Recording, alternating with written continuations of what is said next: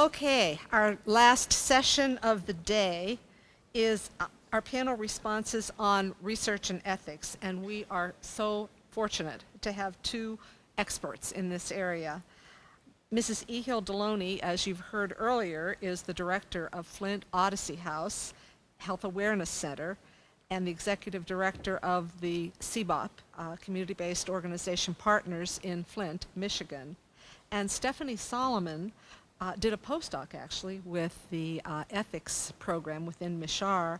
She's now an assistant professor of healthcare ethics at, Stephanie, I can't say this, Albert Ganegi? Is that but for healthcare ethics at St. Louis University. So please welcome them, and we look forward to your comments.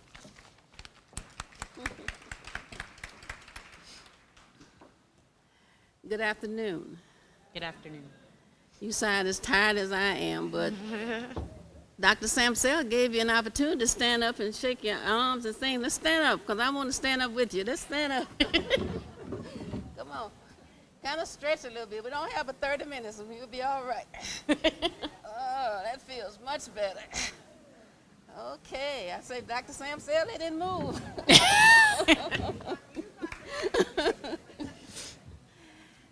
Well, someone asked me earlier why was ethics at the very end of the program.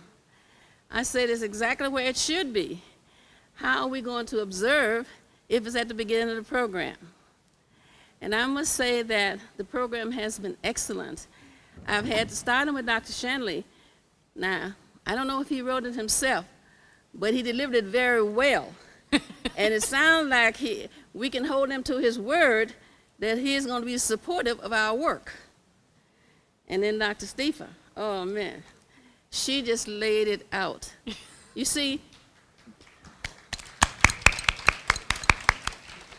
she is the epitome of when a person really believes in what they're saying and they're doing, you don't have to wonder, because it comes through with everything they say, her body language, her actions. And I have known her quite a while, and she has never changed. Those are the people we need in community engagement, people who really believe what they're saying.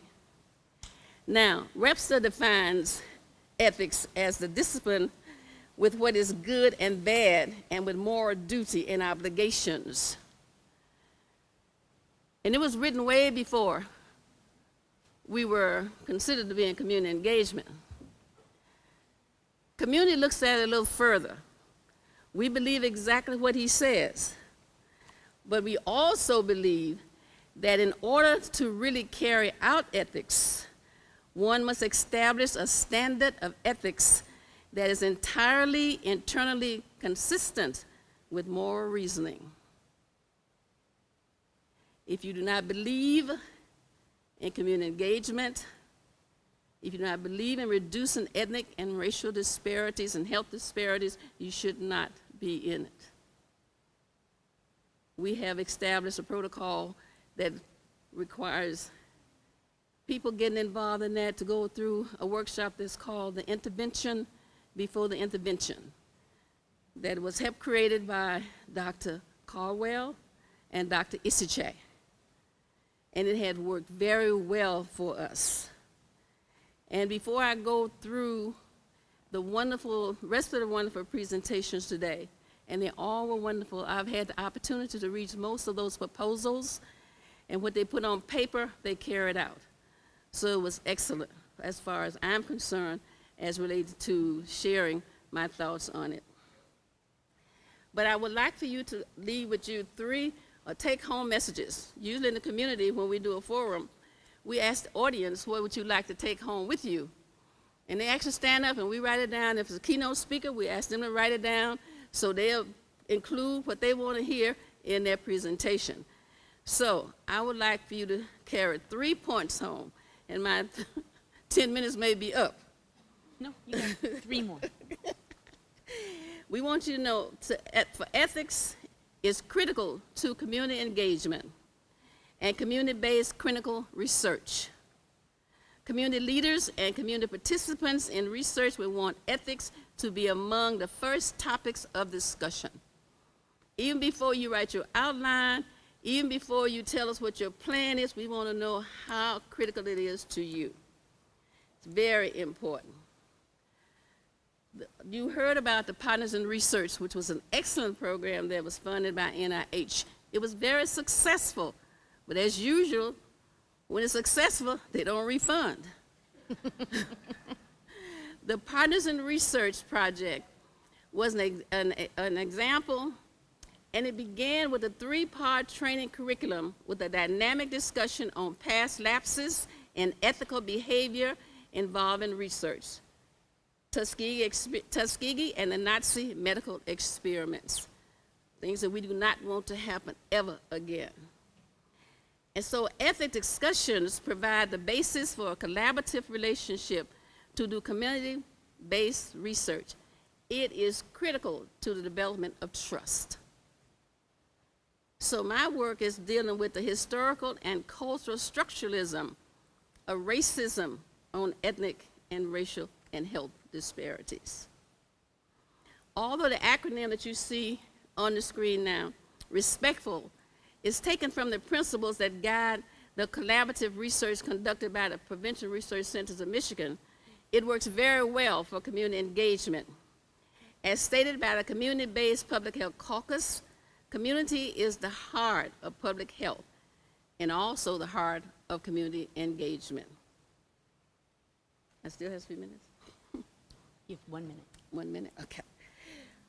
but take as long as you want. Mr. Key, let me know in that 1 minute. Okay, I'm good. What we are trying to say in a nutshell is that in order for you to have community engagement or any effective research is to have to remember, when you told me these findings are these findings are this, you have to remember that the observer can never completely give you findings without altering what he or she sees. The observer will always alter whatever findings it is coming from within them. And so many people tell us to take the findings literally like they're exactly right. I said, that's not ethical. And we're talking that we realize what that means. I want you to tell, and it's the new physics that's telling us that. The new physics tells us that the observer cannot observe without altering what he or she sees. The Heisenberg uncertainty principle. Observer and observed are interrelated in a real and fundamental sense. The exact nature of that interrelationship is not clear, but there is a growing body of evidence that what is in here and the out there is an illusion. I think my minutes are up.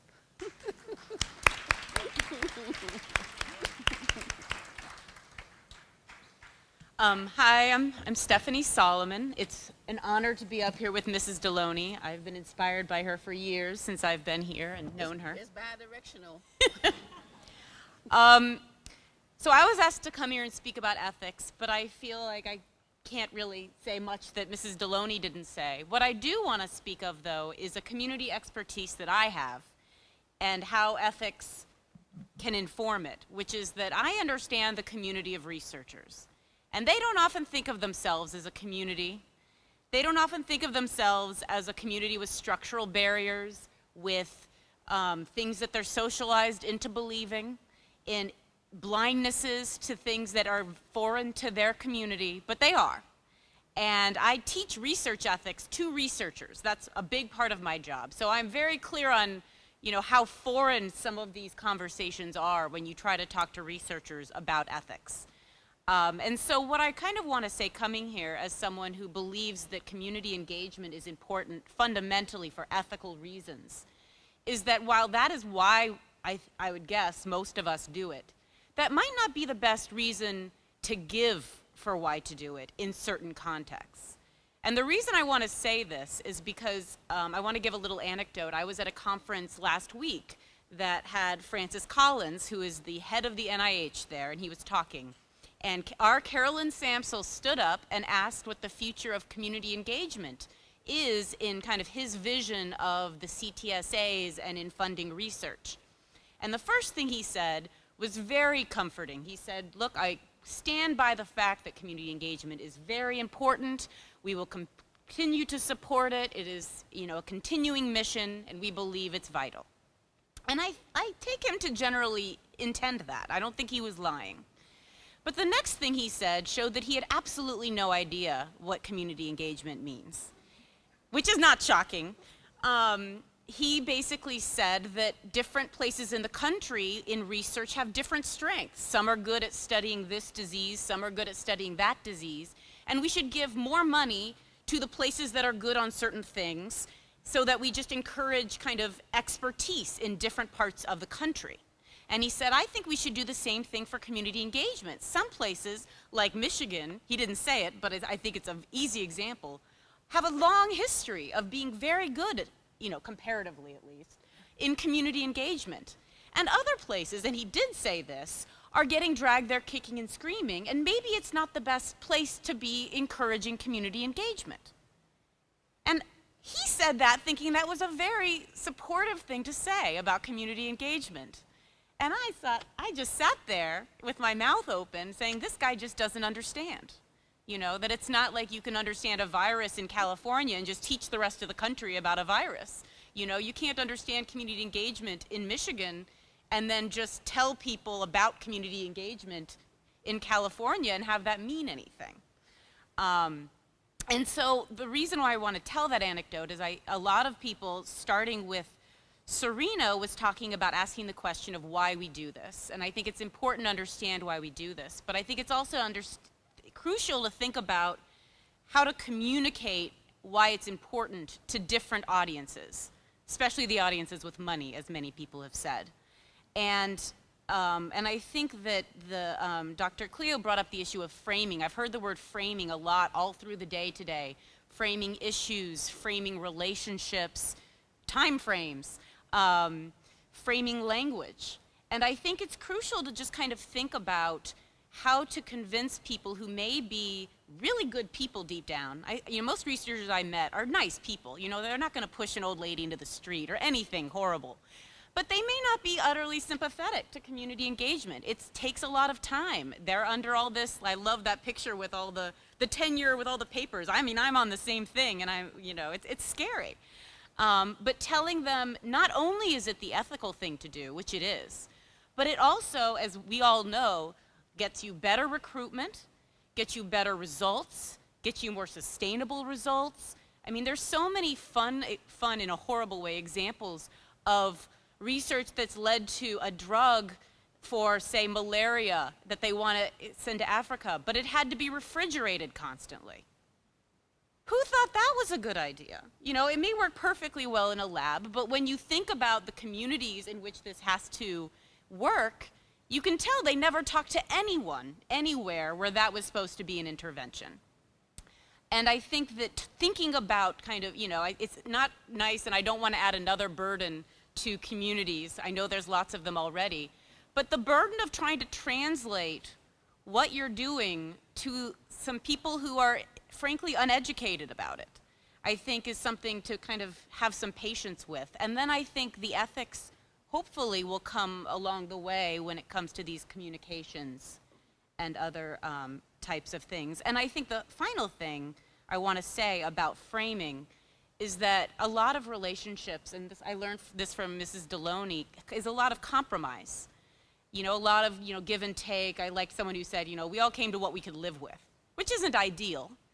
But I think it's also important to decide where the buck stops. There's compromise, and then there's compromising so much you give up whatever it was you ethically stood for in the first place. And I think that a lot of people who partner with, I'm a researcher, but still, a lot of people who partner with researchers think that they have no cards, and they have to maintain that relationship no matter what, and compromise no matter what. And at the end of the day, communities hold cards too, and the biggest one is that you can walk away.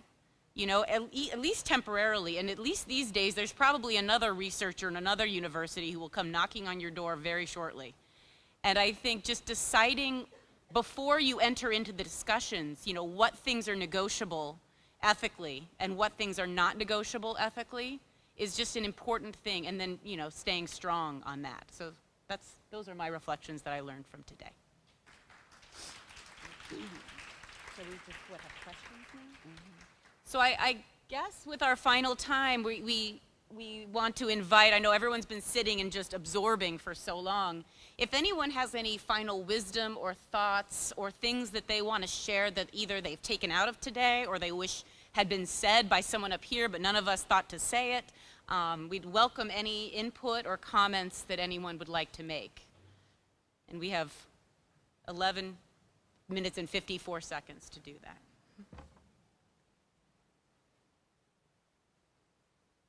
Well, thank you. No one? Oh, we have one over here. Everyone's like, we need a break. I'm surprised that someone has questions all the time.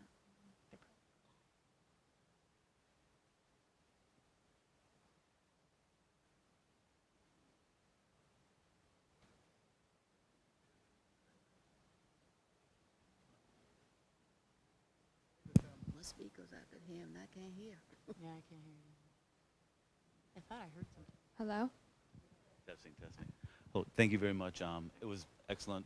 Love to hear from all of you people today, and I really learned a lot from everyone. And I think you brought out some points that what I've heard in the past, which everyone's heard too, is that it is it's nice to be important, but it's more important to be nice. And especially in the way that you guys do the work that you do, I've learned a lot about that today that I didn't learn about it at all. And you know, Dr. Wayne Dyer said that the more you change the way you look at things, the more the things you look at change. And that's the key to what I think you were talking about before. And I just love you guys. Great.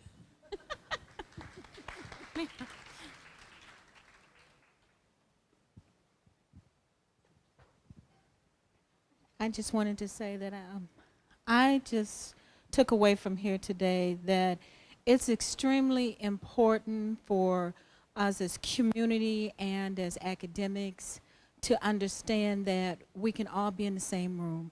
We can all be speaking English, but are we all saying the same things? Do we mean the same things when we're using the same words? We need to come to an amicable agreement as to what you mean when you say something and what I mean when I say something. And if we don't do that, then research goes absolutely nowhere.